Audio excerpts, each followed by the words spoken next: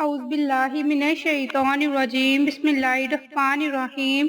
محترم سامعین، السلام علیکم ورحمۃ اللہ وبرکاتہ۔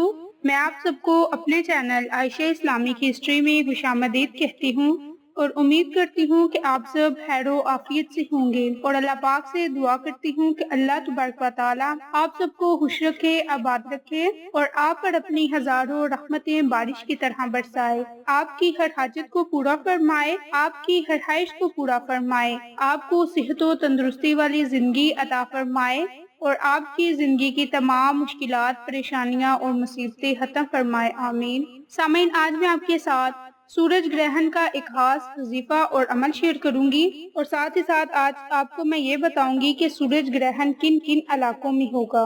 تو سورج گرہن اس وقت لگتا ہے جب چاند زمین کے گرد گردش کے دوران ایسے مواقف آ جاتے ہیں جب یہ سورج اور ہمارے سیارے کے درمیان آ جائیں تو یہ سورج کی روشنی کو زمین تک پہنچانے سے روک دیتا ہے اور یوں سورج کو گرہن لگ جاتا ہے۔ دوسرے لفظوں میں چاند زمین کی سطح پر اپنا عکس ڈال دیتا ہے۔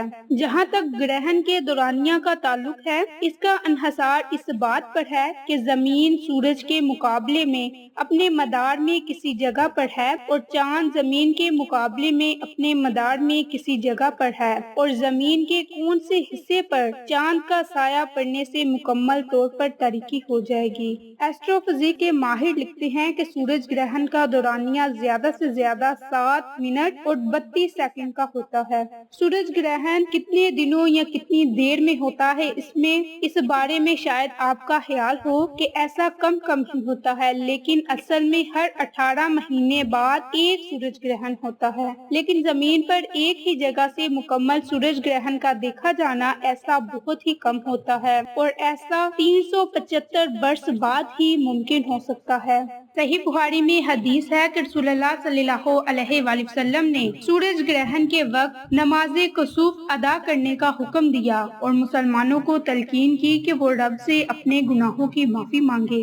نماز کسوف بعد جماعت ادا کی جاتی ہے جس میں 2 رکعت ہوتی ہیں، اور یہ سورج گرہن شروع ہونے سے اختتام تک جاری رہتی ہے۔ اس میں قیام، رکوع، سجود اور دیگر ارکان کو طویل کرنے کا حکم ہے۔ اس کے بارے میں حضرت ابو مسعود انصاری سے روایت ہے کہ رسول اللہ صلی اللہ علیہ وآلہ وسلم نے فرمایا، بے شک سورج اور چاند اللہ تعالیٰ کی نشانیوں میں سے 2 نشانیاں ہیں۔ اللہ تعالیٰ ان دونوں کے ذریعے اپنے بندوں کو ڈراتا ہے، اور یقینی بات ہے کہ یہ دونوں کسی شخص کی موت پر گرہن نہیں ہوتے، اس لیے جب بھی تم ان میں سے کسی کو گرہن لگتا ہوا دیکھو تو اتنی لمبی نماز پڑھو اور اللہ تعالیٰ سے دعا کرو کہ یہاں تک کہ تم اپنی معتدال حالت میں آ جاؤ۔ تو وقت کی نزاکت کو مد نظر رکھتے ہوئے ہم اپنے مقصد کی طرف چلتے ہیں۔ نماز کسوف کا طریقہ ذکر کرنے سے پہلے میری آپ سب سے گزارش ہے کہ میری ویڈیو کو شروع سے لے کر آخر تک ضرور دیکھیے گا، اور جن لوگوں نے ابھی تک میرے چینل عائشہ اسلامک ہسٹری کو سبسکرائب نہیں کیا وہ نیچے موجود لال رنگ کے بٹن کو دبا دیں اور ساتھ موجود بیل آئیکن کو دبا کر آل نوٹیفیکیشن پر کلک کر دیں۔ اس کے علاوہ آپ ہمارے نئے چینل مانو فوڈ سیکریٹس کو لائک کیجئے، شیئر کیجئے اور سبسکرائب کیجئے، اور مزے کی اور آسان ریسیپیز کو دیکھیے۔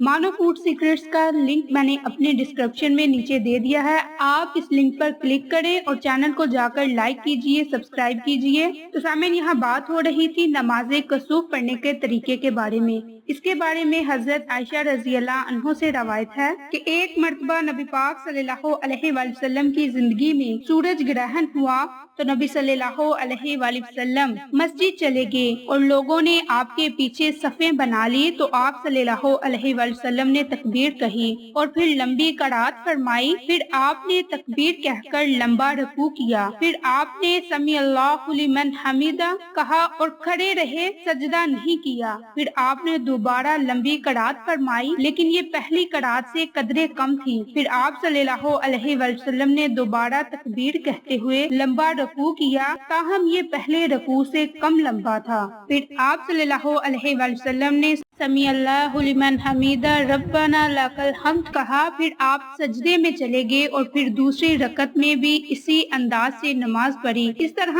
आप सल्लल्लाहु अलैहि वसल्लम ने 2 रकत नमाज, 4 रकू और 4 सजदे फरमाए।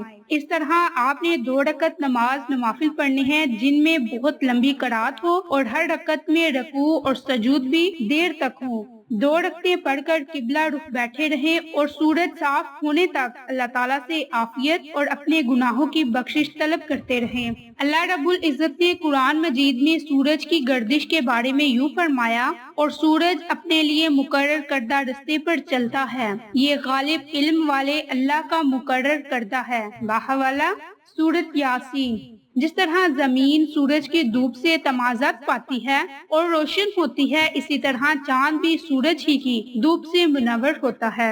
अल्लाह ताला ने इल्म और अरफान से आरी दौर के मुतबादिल नजरियात के खिलाफ कुरान मजीद में सूरज के लिए रोशनी देने वाला और चांद के लिए रोशन किया जाने वाला के अल्फाज इस्तेमाल किए। सूरत यूनुस में फरमाया, वही है जिसने सूरज को रोशनी बनाया और चांद को रोशन किया।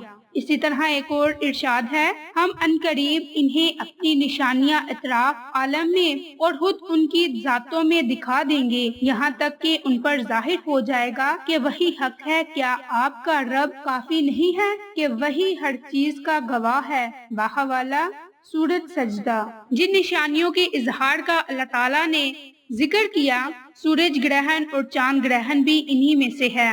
अरबों में मशहूर था कि सूरज ग्रहण और चांद ग्रहण तब लगता है जब जमीन पर कोई बहुत बड़ा जुल्म हो। रसूलुल्लाह सल्लल्लाहु अलैहि वसल्लम ने इसको वहम करार दिया। इसके बारे में हजरत इब्ने उमर रज़ियल्लाहु अन्हु से रवायत है कि रसूलुल्लाह सल्लल्लाहु अलैहि वसल्लम ने फरमाया, सूरज और चांद को किसी की मौत और जिंदगी की वजह से ग्रहण नहीं लगता, बल्कि ये अल्लाह ताला की निशानियों में से 2 निशानियां हैं। जब तुम इन्हें देखो तो नमाज पढ़ा करो। बाहवाला सही बुखारी।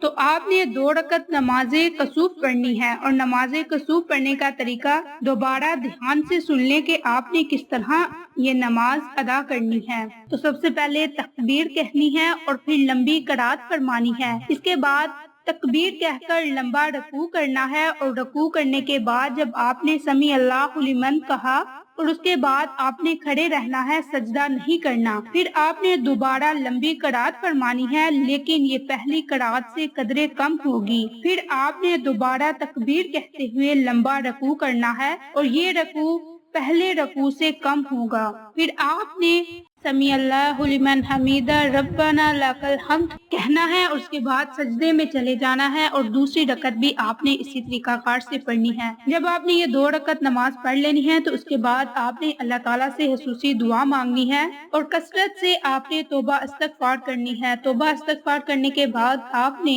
ला हौला वला कुव्वता इल्ला बिल्लाह का विर्द करना है और इन दोनों तस्बीहात यानी कि तौबा इस्तगफार और ला हौला वला कुव्वता इल्ला बिल्लाह के अव्वल आपने दरूद पाक को लाजिम करना है। इंशाअल्लाह अल्लाह ताला आप पर जरूर मेहरबान होगा और आपको सूरज ग्रहण के तमाम असरात से महफूज रखेगा।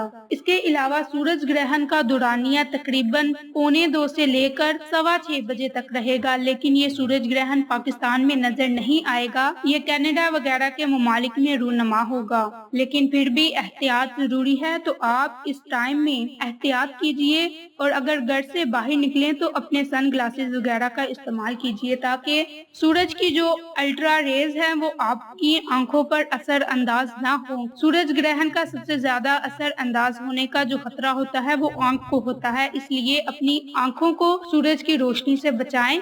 तो सामईन, ये 2 रकत नमाज नवाफिल पढ़ने से आप पर सूरज ग्रहण के बुरे असरात मुतासिर नहीं होंगे और आपकी तमाम मुश्किलात, परेशानियां और मुसीबतें खत्म हो जाएंगी। और ये 2 तस्बीहात पढ़ने से आपकी हर हाजत पूरी होगी, आपकी हर ख्वाहिश पूरी होगी और आपको आपके मकासद में कामयाबी मिलेगी ही। तो आप 10 जून के दिन ये 2 रकत नमाज नवाफिल और 2 तस्बीहात जरूर पढ़ें। इंशाअल्लाह अल्लाह ताला आपकी तमाम परेशानियां और मुसीबतें खत्म फरमाएगा और आपकी हर हाजत को पूरा फरमाएगा और आपको सूरज ग्रहण के बुरे असरात से महफूज रखेगा।